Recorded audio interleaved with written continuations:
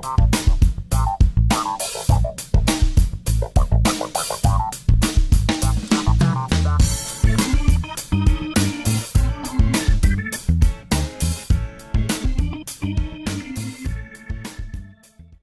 there YouTube, welcome back to my channel. This is Canadian Retro. I have another pickups video for you here. Some of these pickups I'm not particularly happy with, and some of them I'm like, why did I bother getting this? But you can be the judge of that really if you think I got, you know, fairly good deals. I know, you know how I usually put like the price charting things up there. I know for a fact that some of these things are worth probably less than those values, but again, those are sort of guidelines. Like, I don't necessarily use that to judge every single pickup that I make, but I usually just put it there for a comparison kind of thing. But understanding, like, the prices I give you, I don't add the taxes onto them, and the prices that price charting gives me, I don't add the shipping or any of that kind of stuff that you might find from those online stores. So basically, it kind of, you know, it evens out in the end. Ultimately, when you take a real close look at it. The first game that I picked up was from a thrift shop. This is a Goodwill, and I already had this one in the collection, so like I was saying, I regretted some of the pickups that I made, but in a way I don't regret this one because this particular title here, the version or the copy I had was kind of beat up a little bit, so not totally beat up. Like, I mean, it probably should or could have been able to be played, but this one here actually is in better condition, and it's Hard Trilogy. The reason why I'm not crying about it really is I only paid $3 for it, so not a big deal. I don't think it's worth a whole lot more than that, although I think it's a fairly decent title, so I'm surprised that it isn't worth, you know, quite a bit more than what it is currently worth. But again, you know, it's not mine to decide that. That's the market that decides that. So there it is there, Hard Trilogy. This disc is in excellent shape, unlike my other copy, which you can actually see it sitting back there. I'll probably be offering that up as part of my 100 subscriber contest, so I put that with the other games there. But this one here is in better shape, so I'll end up keeping that one and trading the other one off. The next place I stopped at was a Value Village, and this game here, again, it's probably market value what I paid for it, so I'm not too worried about it. It is a game I wanted to add into my collection, so I thought I would pick it up, and it's Crash Nitro Kart. This is a kart racer, pretty cool actually, and it's complete. It doesn't look totally stellar from the screenshots or anything like that on the back, but again, it's a Crash game, another Xbox game, and something I didn't have already, so I thought I would add it into the collection. The next games are 3 PlayStation 2 games, which I picked up from another Goodwill, a different one that I got the Die Hard game. It's different from that one, and these 3 titles are pretty decent. They're not too bad, and I didn't have them, so I thought I would add them in. The first one is Legends of Wrestling, and for this one here I paid $3. It's complete. The discs on all of these games are in excellent shape.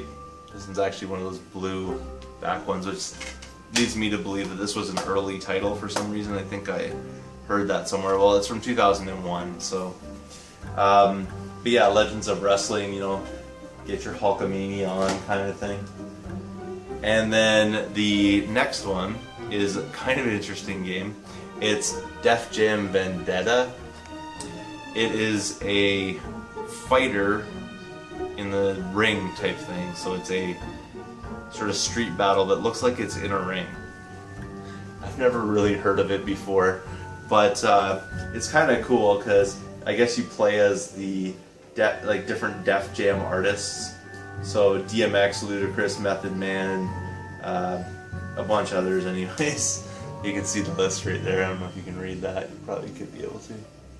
But yeah, so kind of cool nonetheless. Do like the artwork on the front of it.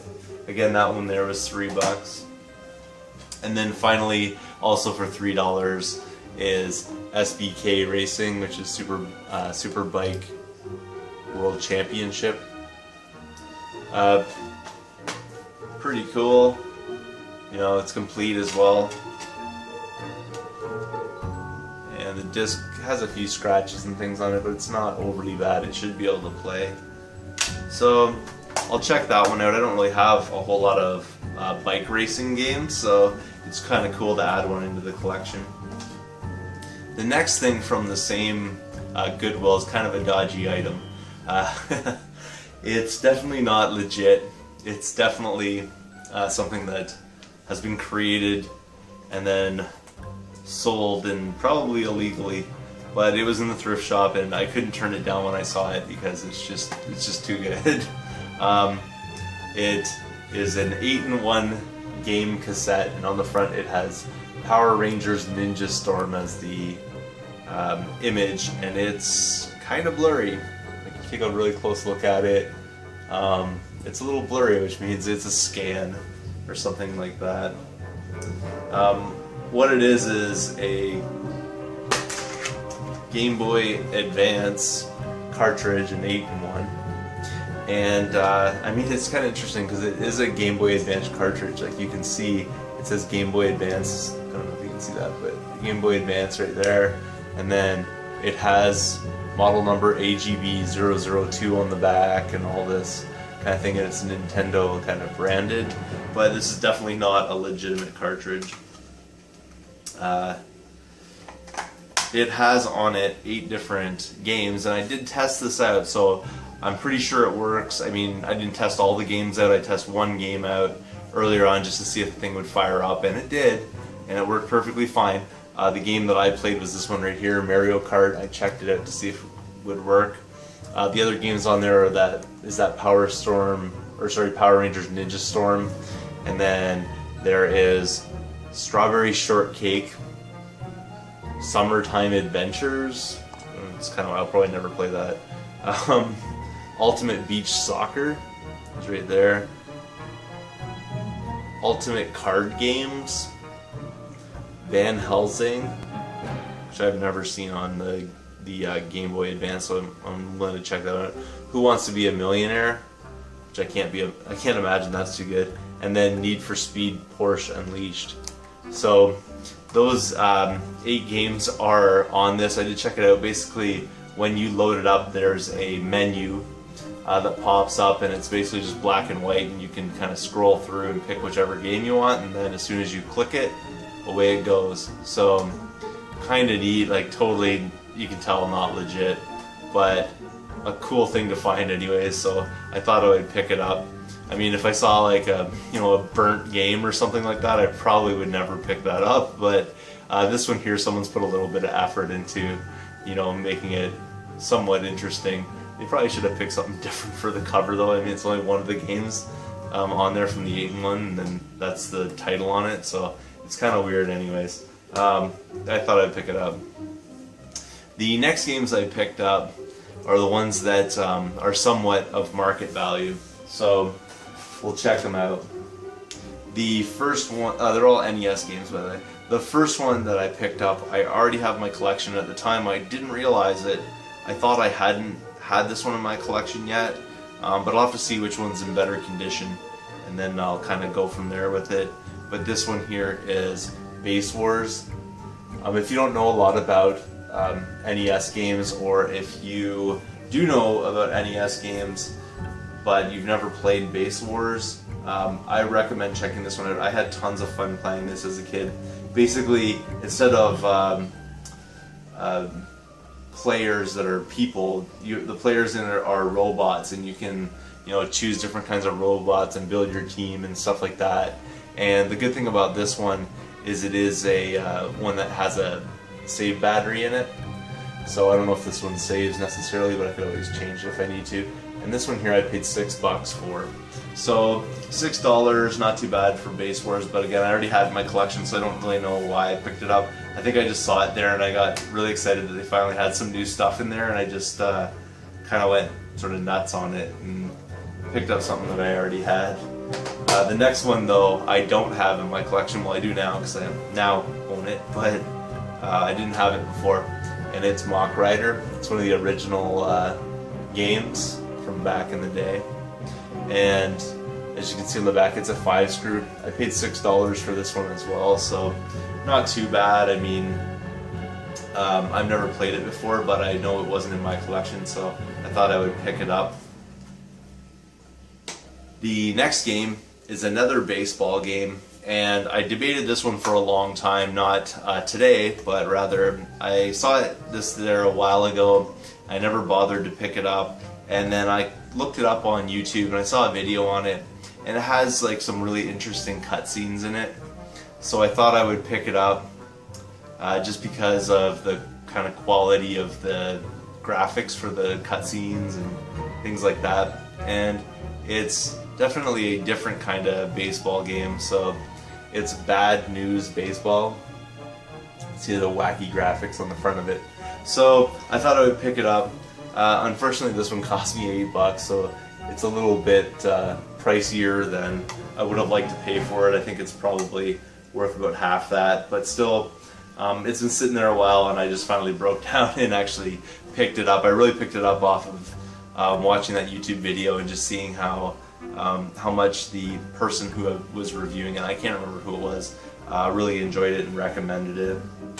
The last game I probably shouldn't have picked up because I have multiple copies of this already, but I love this game so much that every time I see it I end up picking it up no matter what.